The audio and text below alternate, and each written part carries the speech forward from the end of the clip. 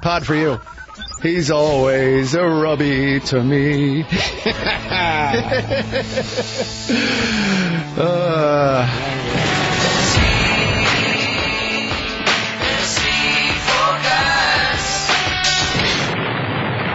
This is the Fantasy Focus Baseball Podcast.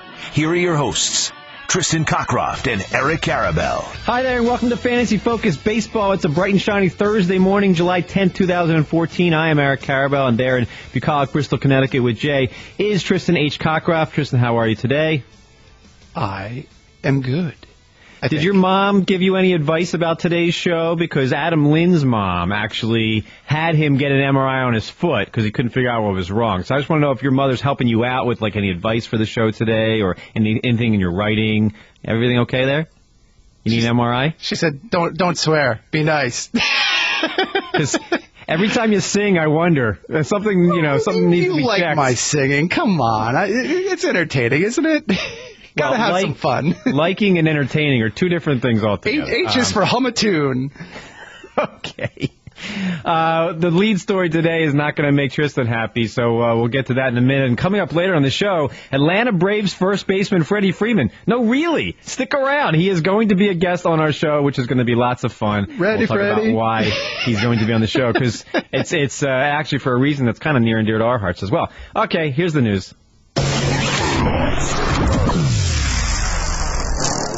Is anybody safe from elbow injuries? Masahiro Tanaka already on the DL. That didn't take long. He'll be further checked today. I honestly don't know if this is 3 weeks or if this is a year. Do you have any insight? Please don't say a year. Please don't say a year. This is the frustrating part. We can't give a definitive timetable. We don't know. Look, the fact that Yankees place him on the DL doesn't tell me much of anything. We need to see the MRI results. It's the All-Star break approaching over the weekend, so we've said this before, that when you place a guy on the DL now, you've got 4 days where you're not playing games. This is the best time you could do it and not cost yourself a player absence. But it's an elbow problem. This is kind of the same thing as Adam Wainwright a month ago, and it's frustrating because these guys were such a pleasure to watch. I love watching Tanaka, even more than just the fantasy numbers. It's just he's a pleasure to watch, but he has so many innings on that arm. We've talked about it before. I mean, the geekiest of geeky stats, if this will ever come up on my phone. The geeky stat of the day. Holy freak out! The geek is gone berserk! The biggest concern with Tanaka is this. It's an elbow issue, and the guy had a lot of mileage on his arm. That was true when he came into the majors. I'm sorry if this is recycling an old geeky stat. It might have been one I used in the preseason, but it's relevant. In Japan, he threw 1,315 innings before his 25th birthday. It's quite a lot, because if you go back in the history of baseball, numbers granted since World War I, career numbers before their 25th birthday, only 5 guys, threw more innings than he did by that age, by that birthday. So this guy really was thrown a lot at a young age here, and yeah, it's fair to question, is this going to be a serious injury where it's come back to haunt him? But in fairness, we knew back in March that he had thrown all those innings in Japan. Yes. So we can't be surprised at this, and I'll be honest, I'm never surprised now when a pitcher's elbow hurts, no matter who it is. And that it's taking the best guys. I mean, Felix Hernandez, has he ever really had a problem? I mean, that's the thing. Wainwright, Kershaw was on the DL, Sale was on the DL. Maybe it's not elbows, but whenever a pitcher has something go wrong, I don't want to be surprised. I'm not surprised anymore. Maybe that's a pessimistic viewpoint. I mean, with Tanaka, and this is elbow inflammation. Mm-hmm. Now, oftentimes that leads to Tommy John surgery. And this is the number 4 pitcher on the player rater for the season. A Cy Young contender. But it's terrible. But in fairness, let's take the other side of it. Adam Wainwright had a similar story, and everybody was panicking over the Tommy John surgery. Because of all of these stories this year involving that particular surgery, Adam Wainwright came back after only 1 missed start. So there is kind of, the silver lining in this, in that maybe the MRI turns up something good and he's back right after the All-Star break on the first day he's eligible. We hope for that, and we hope it's not a Tommy John surgery with a year-plus absence. Right. Because it's a week before the All-Star break, I assume that the Yankees placed him on the DL, and it doesn't mean anything yet. If this had happened a month ago, then it would have raised some more red flags. Is that fair? Yes. I mean, we're seeing pitchers left and right either being demoted to the minors for a start or two, or, like people are complaining about Taijuan Walker. Nothing happened there. Right. Absolutely nothing happened or changed with Seattle's commitment to Taijuan Walker. He'll be back right after the break. They just don't need him the rest of this week. And that's a 10-day thing. I mean, like when you demote a guy like Taijuan Walker, it's 10 days because 4 of them are during the All-Star break, so you can manipulate the transactions in order to get the guys where you want them to be and then bring them back and maximize your roster. And that's kind of what the Yankees are doing. I don't like the secrecy about this, that there's not a clear diagnosis. I mean, this came up early and there wasn't really a clear story as to what the issue was he was getting the MRI from. I don't like that. But I think I'd be more bothered, I'm with you, if it was like July 31st that we found out about this. Yeah, that would be a little bit different there. So let's be optimistic, and hopefully by next week, and Tanaka's fine. In terms of whenever a player gets injured, we like to talk about potential ramifications for others. I don't see any here. I mean, this would mean Chase Whitley back in the rotation, and I'm just not interested in that. So there's really nothing here for the Yankees. Maybe they're forced to make a trade, whereas they might not have been, but they're contenders, right? I mean, they're buying, you think? They are, but I think it's more work than people are giving credit. I don't think this team has what it takes, and it's going to need we're talking about David Price level acquisitions, and even then, that's just one guy being added to the stable. If Tanaka's out long term, he kind of just steps in as the replacement. I think the Yankees need to pick up several guys. I do too. By the way, have you heard any places where Alfonso Soriano might land? Because I'm still interested in him. Me too, but I haven't heard anybody tied to him. I think part of that is that it's a DFA, so we're talking about 10 days in order for the Yankees to try and unload him to somebody.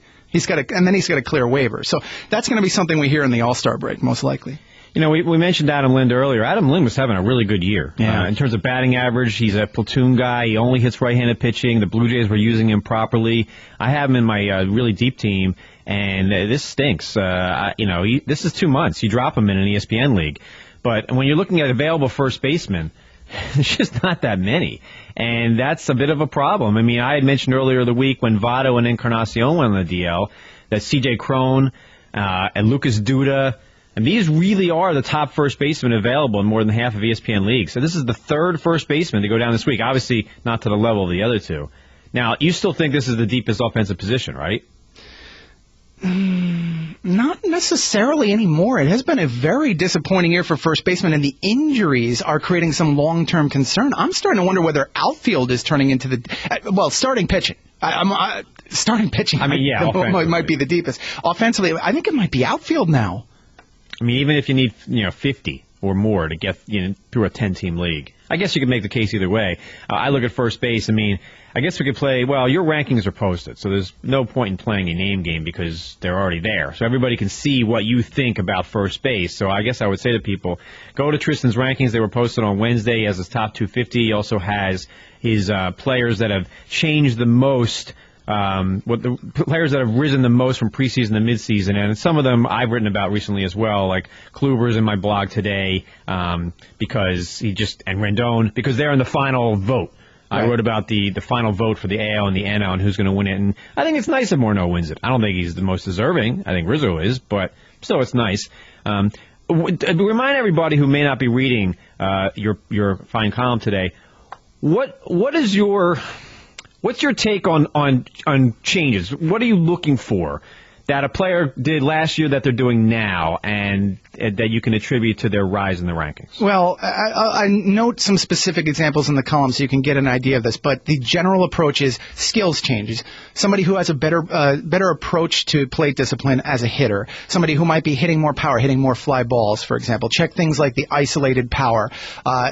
For pitchers, see if the guy's added a new pitch, if the pitch has greater effectiveness. We have so much data now in terms of the effectiveness of pitches. This is the Jake Odorizzi thing from the preseason.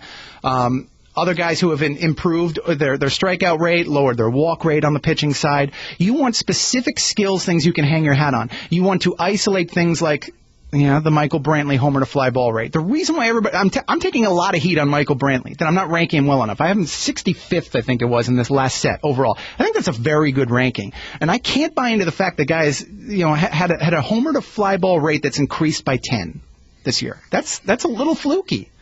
I don't don't think I use the word fluky. I mean, what more do you need to see? We've had 3 months of the season, so when do you decide that it's not a small sample size anymore? Because to me, on Michael Brantley, look, I believe in Corey Kluber, and I think you do too. So why don't you believe in Brantley?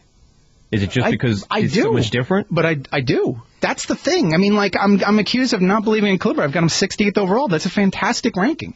I mean, I don't. It's not. Yeah, it is. Well, it is if you consider where he was in the preseason and where he was last year. If you consider where he is on the player rater right now, it's not doing him enough justice. I mean, he's the number 9 player on the player rater. So, and I'm the cautious one here, and I would have Brantley probably in my 30s or 40s. I mean, I've seen enough to know that something's changed and it's sustainable. So if he's the number 9 player on the player rater through 3 months and you have him 68th, that's a large disconnect. But I don't think the player rater tells us much of anything for the future other than, their numbers in the bank, and you have to adjust for, fluky results on balls in play. I mean, there's no way a player on the player rater is going to just double his numbers from today forward. I mean, that's just not the way it works. I think that his skills have improved, but not to the point where he's hitting, 17.5% homer to fly ball rate. Before that, it was 5%. 5. You think he's improved that much that all of a sudden he's become this big power hitter? I don't think so. I think he is a 20 to 25 homer guy, but that means he doesn't have that many more homers in the bank. All right, that's all fair. It's all fair. His BABIP's fine. I look at Michael Brantley and I say, well, there's a reason why I expect Alfredo Simon of the Reds to regress. Okay, Mark and I discussed that on Wednesday's show. And there are obvious reasons. FIP, XFIP, K rate. There's no obvious reasons for me on Michael Brantley other than his resume. And some players just start developing a little bit later. So I guess I'm a little bit more of a believer on him than you are. Everybody should check out your column, though, and see what they think as opposed to seeing what you think. I mean, there's obvious guys here that have gone from middling last year to really successful, and I love it. And a lot of these guys, actually a couple of these guys were on my sleeper list this season. I can't admit to having Frazier there, but I had Dozier there, Rendon I loved. Cole Calhoun, who I spoke to in March. Yep. Actually, you were there with me. Yep. In the Angels locker room. Really nice kid, and I really thought he was going to emerge this year, and he is. He's emerging. So that's a guy. By the way, Cole Calhoun. Here's the problem with him is that so many people were on Cole Calhoun in the preseason. He was a very big buzzworthy pick, and people have shied from him because of the injuries. I think that's the mistake. There's an opportunity right now to buy in. I found a lot of people ask me, "Really, you believe in Cole Calhoun?" Yeah, I do. And I think he's going to play every day, including against the lefties. The Red Sox DFA'd their catcher, A.J. Pierzynski. We're going to start seeing more of this. I mean, Soriano by the Yankees and Pierzynski, who wasn't really a fantasy. It didn't really matter all that much. He was owned in 22% of leagues. In ESPN standard leagues, you only need one catcher, though. What do you think of Christian Vasquez? Is there anything here? Would you rather have Vasquez or Christian Bethancourt of the Braves the rest of the year? I'd rather have. There's a playing time problem here, but I think Betancourt's a better player. But I'll be honest with you, I just know a little bit more about Betancourt of the two. I do too, and I don't think Vasquez is much of a hitter, so I don't think there's a whole lot of fantasy value here, even in an AL-only league. But I was a little bit disturbed by seeing Braves manager Freddie Gonzalez, who just continues to amaze with what he does. Basically, he said when Evan Gattis comes back, he's the regular catcher, and Bethancourt will be demoted to the minor leagues. He's an elite defender. He's not the hitter power-wise as Gattis is, but it's a mistake. I wonder how that's a mistake, because here's the other part of it, is that I'd rather see Betancourt playing every day behind the plate than being a little-used backup. I think the Josmil Pinto thing with the Twins earlier this year was kind of a mistake. I think he should have been playing regularly, even if it was at DH. I feel the same with Betancourt. I agree. I don't think Evan Gattis is a great defensive catcher. Where are you going to play him? You play him if he hits, but I don't know if he's coming back anytime soon either. I don't know. It's a tough call. Play him if he could field too. Well, the Braves don't care about that, and they're making it really clear they don't care about that. I don't know. I think it mattered to them based on the fact that Brian McCann was such a good pitch framer for them. I think it matters a little bit to them. Look, Braves fans think I don't like their team. It's not that. I just think your manager is one of many who just does amazingly dumb things. But they're only a game out of first, so Were you watching the division series or something? I mean, Craig Kimbrell. Look, even the way he's used. I know. I'm with you on that. We have the stats. It's the way David Carpenter was used last year. He faced far more middle of the order hitters than Kimbrell did. But why would their manager know that? I don't want to get on a rant about the managers because there's so many. Come on, we need a Karabell rant today. No, I want to be happy. It doesn't make any sense. Injuries to watch that we don't know more about. Yadier Molina suffered a right thumb sprain sliding into third base last night. That's potentially bad because, man, that guy is really valuable, and he is clearly a top 5 catcher, even though he's not having a great season at the plate this year. So that's something to watch. I would expect he's not going to play for a couple of days. He is currently the number 9 catcher in ESPN standard leagues on the player rater. But, I mean, I would take him over a couple of the guys ahead of him. I would take him over Miguel Montero, Derek Norris, Yan Gomes, for example. Mm-hmm. Gaddis is still number 3 for the season. Yeah. Just because of all that power. It's a bad year for catchers overall, too. A lot of guys have fallen short of their draft stock. 2 Oakland catchers in the top 10. Yeah. It's been that kind of year. It really has. And then there's some power guys below, McCann and Zadino, who just aren't hitting for average. But McCann will probably pick it up during the second half, I think. I kind of think that if Carlos Beltran, who broke his nose yesterday in a fluke accident, but his knee is a far bigger problem, if Beltran can't play, I think they'll play McCann at DH regularly. Do you think that might? And I think that will help him. Oh, boy. Then you're going to have Derek Jeter at shortstop. You're going to have John Ryan Murphy or Francisco Cervelli. You're going to have... I don't know how many choices they have. Oh, it's not. It's not like you have a great hitter just sitting around. That team needs a couple of acquisitions. Hey, did you notice, by the way, remember we brought up Rob Refsnyder, the prospect? Yeah. I think Mark Simon brought him up. Yeah, Did you notice that he played right field the other day? Yeah, we mentioned that yesterday, too. Yeah, that was pretty cool, huh? Yeah, well, maybe he's a factor there. I think they have to know that Ichiro just shouldn't be playing every day. Don't they know that? Yeah. So, well, they tried to unload him during the winter.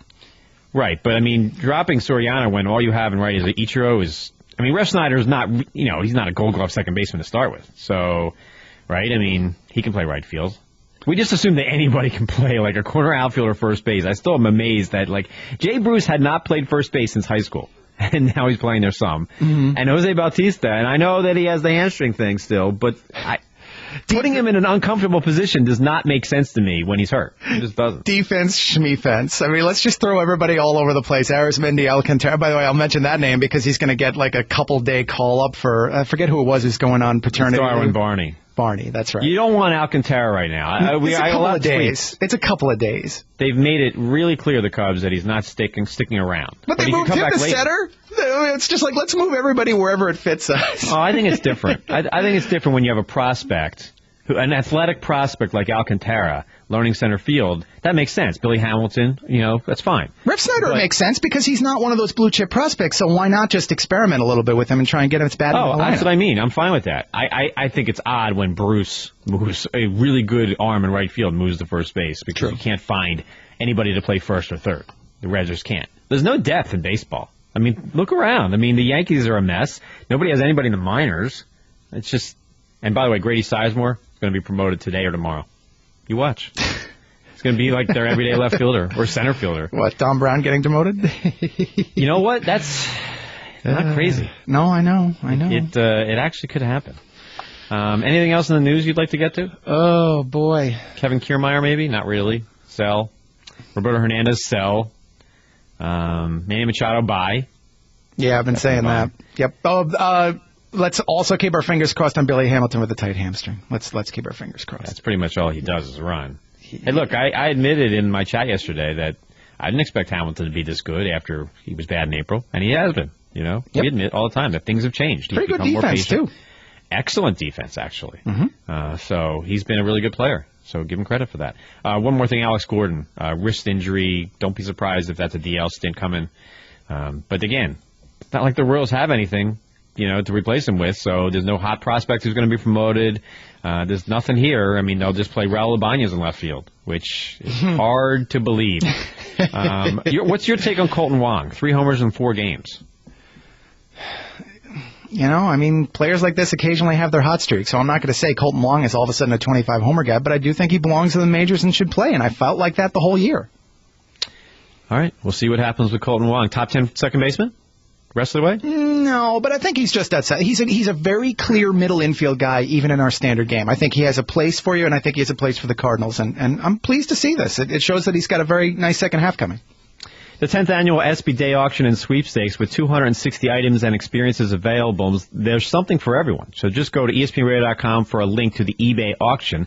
The SB Day Sweepstakes features a Super Bowl 49 trip of a lifetime, and you can enter with a $20 donation. One of the items you can bid on for the SB Day Auction is participating in a fantasy football draft at Watkins Glen Speedway with Dale Earnhardt Jr. and other NASCAR drivers and our own Matthew Berry. What could be better than that? So SB Day benefiting the V Foundation for Cancer Research, where 100% of straight donations and net proceeds go to cancer research and related programs. Check it out now at ESPNRadio.com. It really is a good cause. The next big thing, the next new kid, the next overnight sensation, the next rookie, one to watch, the next Hall of Famer, the next Intimidator, the next six-time, the next king.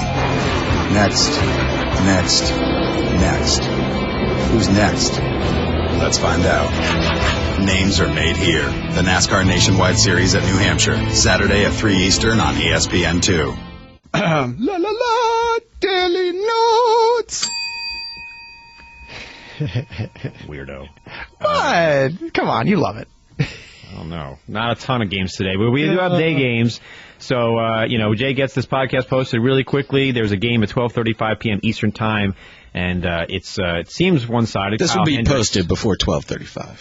Kyle Hendricks on Homer Bailey. But if you own Bailey, you're playing him, I say. Yep. Oh, without a doubt. Without a doubt. I mean, his owners complain all the time, but, I mean... Why? He's been fine. He's been fine. Well, he hasn't been fine. Yeah. His season numbers have not been fine. He's been fine for over a month. Yes, that'll say. That's all that matters now is what he's doing today and going forward. And I'll tell you, he's fine. He's going to have a great second half. His ERA over the past 30 days is 3.15. I think he's fine. I thought he was fine all along. I mean, the K rate was always there. But his ERA is 4.15. People get concerned. You know how the people are. Like to react to short sample or small samples. I get it. What do you do with Verlander? He's not pitching today, but I mean, he gave up 5 runs in the first inning the other day, and then nothing afterwards. I mean, it's the kind of outing where you don't know how to judge him. He's consistently ranking between 30 and 50 in starting pitchers, and that changes a lot. It's a very fluky category, and it harkens back to our little Lincecum limbo thing. I mean, that's the ultimate old school tie-in. That's Verlander. Any pitchers today that are available that you like as spot starters? Yeah, the one who really stands out for me is Jose Quintana. Why aren't people picking up Jose Quintana? Jose Quintana's been great lately. I mean, he's on quite a roll, and he's going to Boston, which might normally have been a scary outing for a left-handed pitcher. But never again. Well, I shouldn't say never. Never again what? Using a lefty in Fenway? Exactly. Or even Chris worrying Sale. About... Well, I know he's not Chris Sale, but batters. No, he's trying to be funny and say that the Red Sox are never going to be good again. That's what he's trying to do. Okay. So you're with me on Quintana. Oh, yeah. Well, he's owning 50% of leagues. He's up 40% over the last week. He's obviously pitched much better in the last month or so. More strikeouts than innings. Whip of 1.01 over 30 days. I mean, if people are paying attention, they'll pick up Quintana. Some of the percentage owns we see here, is dead teams. I mean, if you're in last place in July, you might just stop trying, so that affects Quintana. So he's never going to get to 90% owned, and even if he's Kershaw, probably. That's true. But I mean, that's just the way it is. Let me ask you this one, okay? Yeah. Because this is 2 guys owned in roughly the same amount of leagues, okay? Although one's pitched a lot better over the past month. Bartolo Colon against Aaron Harang. Who would you rather use? I'd rather use Colon in that matchup. And yes, the past 2 outings were so-so, but the Braves are a swing and miss lineup, and it's a road game. I like him in that pitcher's park. I mean, the Mets aren't exactly a 1920s Yankees lineup either. No, but they're comparably valued guys, as you just said, and I'm going to pick the guy in the home game going against the greater strikeout. Well, actually, the Mets are a pretty decent strikeout team, too. I still think Colon's got a better opportunity here to miss some bats. Is Tom Wilhelmsen really starting today? I think that's a bullpen day. Remember, this is the game that Felix Hernandez was supposed to pitch, but he got pushed back to face Oakland. Oh, right. Okay. So Wilhelmsen will go 2 innings. All right. Because I'm actually on one of my leagues looking at potential starters, and I'm like, that's got to be a mistake, but I guess it's not. Give me an overall picture here. Obviously, starting against Kershaw, so that's not a good one. But Odrisamer Despaigne, the Padres, the numbers have looked really good, although not a strikeout guy, which is my biggest concern. He's got 5 strikeouts in his last 19 2/3 innings. Yep. And that's exactly it. You do not want him in this matchup considering he doesn't miss bats. This is a road game against an offense that can be pretty good at times, especially in their home games. And he is one of these guys who relies on change of speeds, hitting his spots. I don't like that in this particular matchup. I'll tell you this. I did a confidence-building video on Mr. Drew Smyly here. If there's an opportunity for Drew Smyly to bounce back, it's going to be today in that Kansas City game. Yeah, I saw your video there, and I'm kind of off the bandwagon on Drew Smyly. I liked him before the season, but I don't really like him anymore. And explain to people who might not have seen the video. I mean, his last two outings have not been good. His strikeout rate this season, his walks are high, his home runs are high. I don't see what we were seeing back in March. Okay, and I agree with that. Look, the past two outings were not very good, but he has a specific arsenal of curveball going strong against a team that doesn't hit curveballs particularly good. This is also not one of the better teams in baseball against left-handed pitchers this year, and he has a tremendous career history against the Royals. So if there's any time for Drew Smyly to give you one good outing, and this is one where you plug him in, use this game, put him back on your bench until he proves something against a better team. That's kind of what I was going with. And the other thing, too, is this. I wasn't going to do like 3 straight Jose Quintana videos.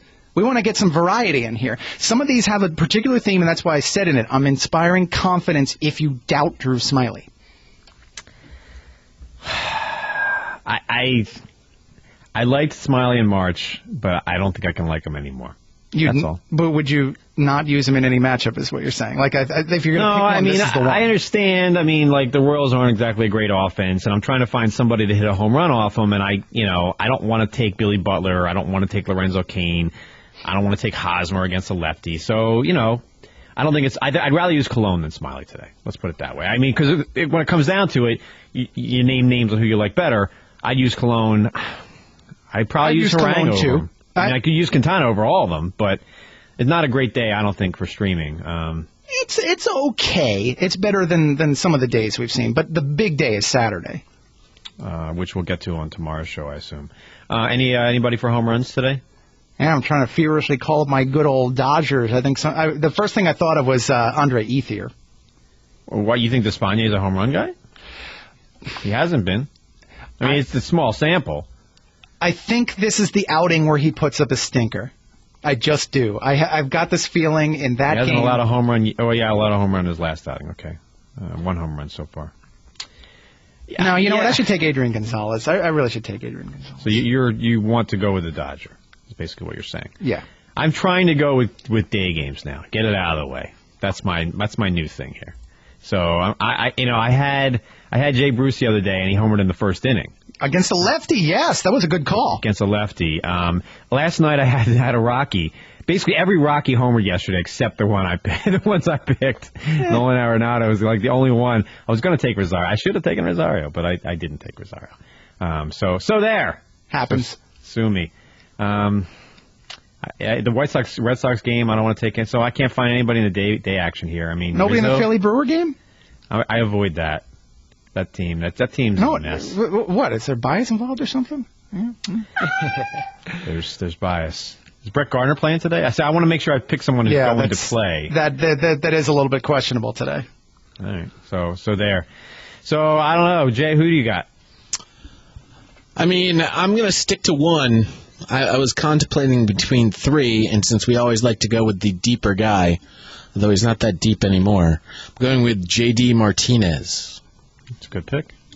If you want a deeper guy, I should have just taken Ethier, but my take is, why are we forcing picks? Well, because, I mean, nobody would ever not use Jay Bruce, was my point. So yesterday I think it helps the daily leaguers. I think it does. In offsite leagues from ESPN. But I also said I thought DJ LeMahieu would homer yesterday, and he didn't. Because I want to give some people a name who's off the radar a little bit. Like, I think I'm going to take Michael Brantley today because I was waiting for like that. Because you don't like him and you love David Phelps. That is a good pick. Against David Phelps? Yes. You love? Right. It's a ballpark crafted for left-handed power, and David Phelps is one guy who I don't think has special stuff against lefties. I was thinking that Indians lefties. My scouts keep telling me Phelps. Ken Phelps bat. Okay, that's pretty good there. So yes, I'm gonna say Michael Brantley, and I want to take another Indian here because who's not owned. I'm gonna keep forcing it, even if I shouldn't. Go for it. Like, do I really want to pick Ryan Rayburn? By the way, Jason Kipnis, I wrote about him the other day, and he's looking better now. He's got 3 stolen bases in 2 days, and that's important. It's a nice change. Watch David Murphy go deep. I can see that, or Swisher. Anyway, Swisher, I think, is kind of obvious based on what he's done to the Yankees this series. Oh, man. Well, what batting 202, and he's readily available. What a series. Come on. He's tormenting the Yankees. Tormenting the Yankees. Oh, David Murphy has a home run and 3 at-bats against David Phelps in his career. There's the ultimate small sample. All right, so I'll go with Brantley there. And now we bring in Freddie Freeman, the 2-time All-Star first baseman for the Atlanta Braves. He's here to talk about not only himself and the Braves, but the work he's doing with Ace Brand at the Little League World Series. Freddie, thanks for joining us, and tell us about your season so far. You've been incredibly consistent so far, month to month, hitting for power, taking walks. You've been a top 5 first baseman in fantasy for a few years now. Tell us about your season. It's been good so far, obviously. As a team-wise, we're only 1 game back to the Nationals, and, it's been an up-and-down season for us, and, we had a nice 9-game winning streak, but we unfortunately followed up with a 4-game losing streak. So, we got 4 games left before the first half ends, and hopefully we can get back on the winning ways the last 4 games. Freddie, the thing I find most remarkable about your career is that you've had some nice little growth here, and you're not even at your 25th birthday yet, and fantasy owners kind of shoot for the moon in terms of the future expectations. What I would ask you is this. I've seen the potential hit for average, the potential hit for power. Do you really think of yourself as more one than the other? Fantasy owners, they really just want more. They want more homers, more batting average. I think I try not to think. The big thing for me is not think about the home runs. I like to be the guy who's the consistent guy you can just count on and put in that 3-hole and just go out there and not even have to worry about me. So I've always been wanting to be an average and RBI guy, and obviously the home runs will come as I get older, and I hope, but you just want to go out there and be that consistent force in the middle of the lineup for your team, and whatever happens at the end of the day is as long as you put your work in and grind out at bats, I think everything will be there at the end of the year with your statistics. Yeah, Freddie, we could really use some stolen bases. Maybe when you're in when you're in Minneapolis, could you? Light, I have the red light. They're not giving me the green light. There's nothing I can do about that, fantasy people. Yeah, maybe you could have a little conversation with Todd Frazier, who's really not a speedster himself, but he's stealing all these bases for the Reds. Obviously, you're not a stolen base guy, but could you talk a little bit about the top of the Atlanta lineup? A lot of people are talking about B.J. Upton leading off, and Anderson Simmons has been batting second recently, and you don't get a ton of RBI chances. Is it more pressure on you for the few chances you get, or are you hoping that these guys will start to get on base a little bit more? Upton has some speed, and that's a little bit nice, but what's your take on the lineup? I think it's obviously every team's gonna kind of play around with their lineups, and the last 13, 14 games we've had BJ and Angelton at the top of the lineup, and that's what jump started our 9-game winning streak. BJ's been swinging the bat really well lately, and Angelton, when he got put into the 2-hole, kind of went off and had a couple, 4 or 5 game streak of 2+ hits, and they're getting on base. Obviously during our 4-game losing streak, we haven't been getting the big hit, and that also starts with me too, because I think the second game of the Mets series, I had BJ on at third base with less than 2 outs, and I wasn't able to get him in. So it's just one of those things.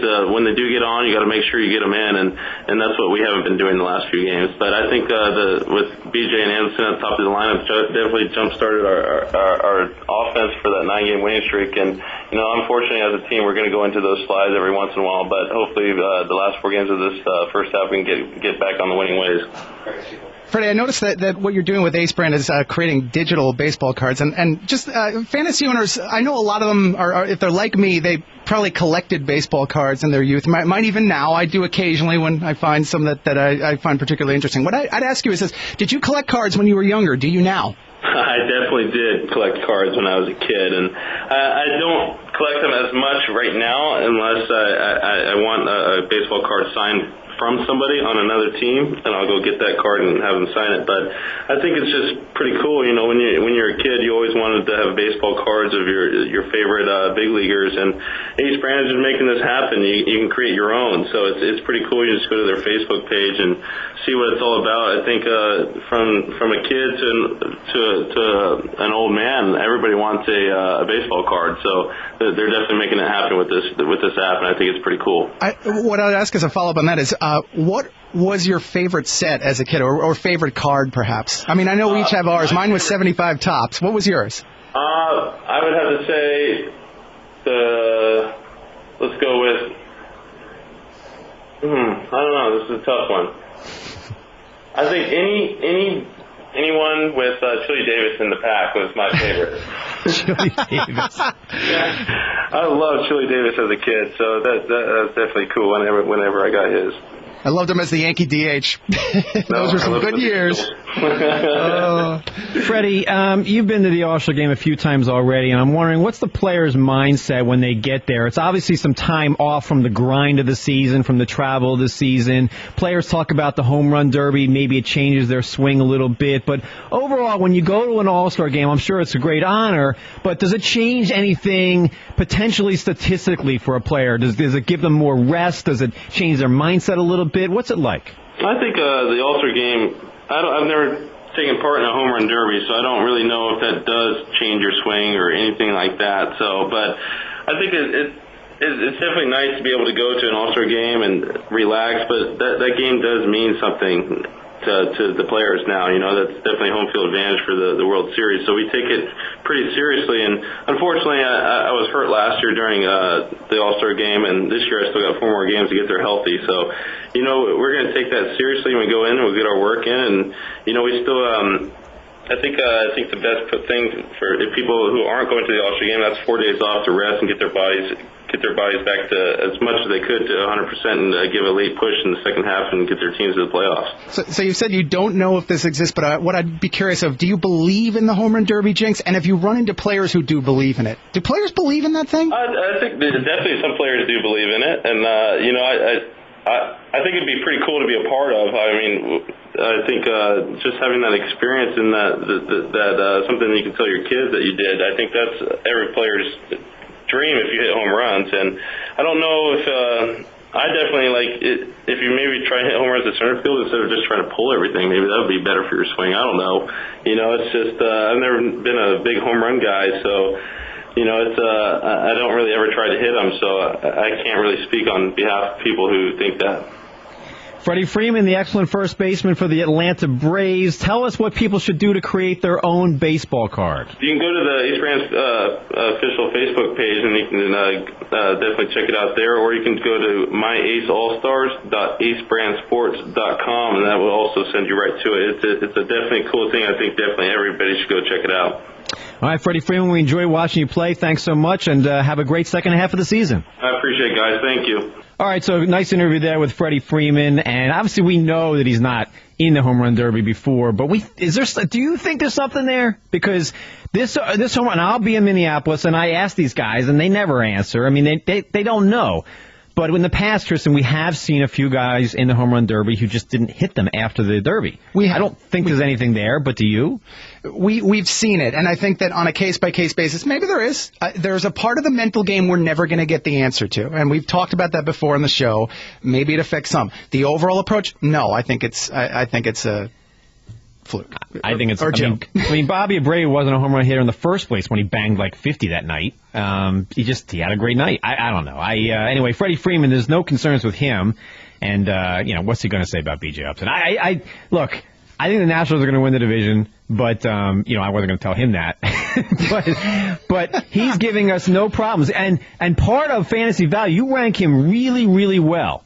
Part of fantasy value is reliability and durability. Yep. Even if he's not he might not get to 30 home runs, and he might not get to 100 RBI. He's actually not on pace for either of those marks.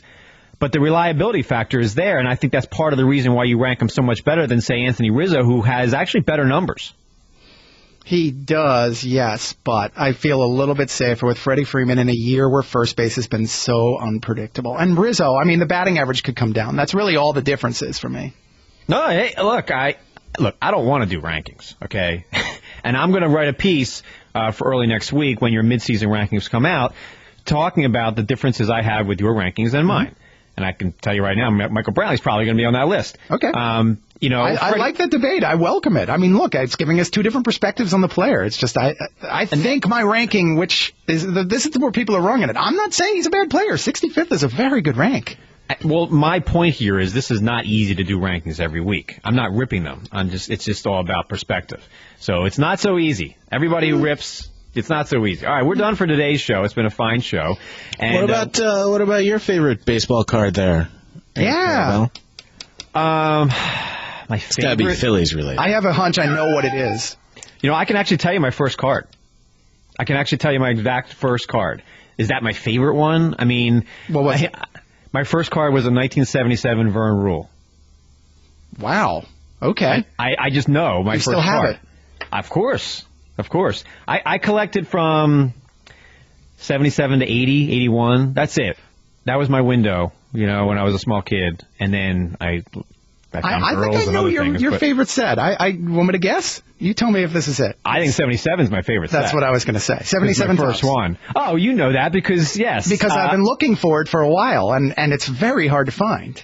Because you got me a what I'm sheet. Looking for. Yeah, the sheet is what's hard to find. It's the uncut sheet. The sheet that has card. Carlton and Schmidt on it in the one, because I've got the Mattingly 84 Topps. The first big card I got was 1984 Topps and Mattingly, and I loved it. I actually have a display in my house of my favorite cards. I have some really old cards, too. Like I have an old Mantle, an old Bearer. Obviously, I wasn't alive then. But, some real Richie Ashburn from 50. And then I have some of my favorite cards from 77, like a Schmidt and a Carlton. That was my team. So that was pretty cool for me. And look, I don't collect baseball cards anymore. I haven't bought a pack in probably 20 years. But it was always fun for me growing up, and I still look at them once in a while because it's fun. That's all. I can't wait till the kids are into them. I don't know. It's tougher these days. My son's into them. It's really. I never got into them, but my son loves them. It's so tough considering that they cost a lot more now to get. So and it's you get like tough 5 in a sets. pack. It's not the same. It's never going to be the same. And they're all like silver and gold and all embossed, and it's crazy. Like they're big, thick, solid cards.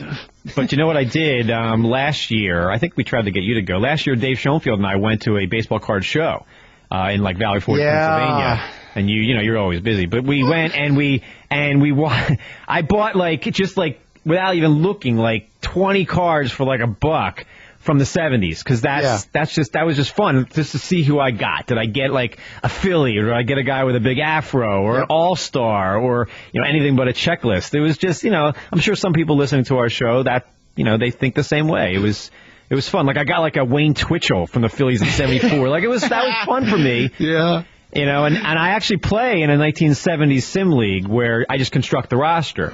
Yeah. And that's why the cards are great. It ties you back into that era. You actually familiar with the youth. I'll tell you, I know the show that we could go to now too. We'll talk off air about that one. This is what drives me crazy about my son's love of baseball cards. He got like a Mariano Rivera last year, and I'm like, hey, that's going to have some value. It's his last year. And I was like, you got to hold on to that. But he traded him for like a Rubby De La Rosa or some scrub. Not De La Rosa necessarily. More like a Brendan Workman, because he wanted a Red Sox player. But the last year card really doesn't have the value. It's the rookie year card.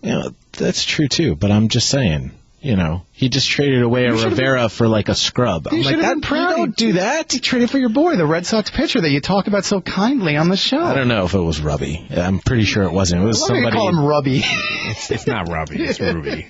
Listen, he'll always be Rubby to me. He'll always be Rubby to Pod. I'm sure he will.